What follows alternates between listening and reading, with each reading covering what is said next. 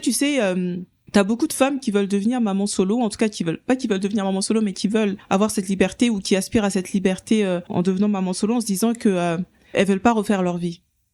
Il y en a beaucoup qui se disent voilà, j'ai pas spécialement envie de refaire leur vie, c'est seulement plus tard quand ça devient par exemple très difficile que là elles se rendent compte en fait ça me manque quand même la présence d'un homme.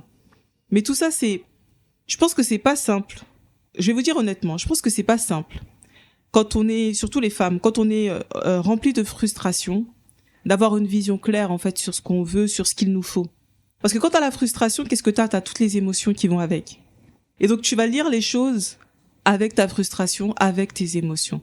Et c'est ça qui est plus difficile pour les femmes. Et c'est d'ailleurs à ça que servaient, par exemple, les femmes plus âgées, quand on se retrouvait à discuter en cuisine, etc. C'était justement pour ça. On avait ces femmes-là qui étaient un peu plus matures, qui nous remettaient les idées en place. Aujourd'hui, c'est un peu plus compliqué, alors on a beaucoup de coachs. On a beaucoup de personnes qui s'expriment sur l'espace public, mais malheureusement, beaucoup de ces personnes vont plus utiliser l'émotionnel qu'utiliser la logique, qu'utiliser les choses dont on a réellement besoin. Et c'est ce qui fait des dégâts aussi. Mais bon, ce n'est que mon avis, hein.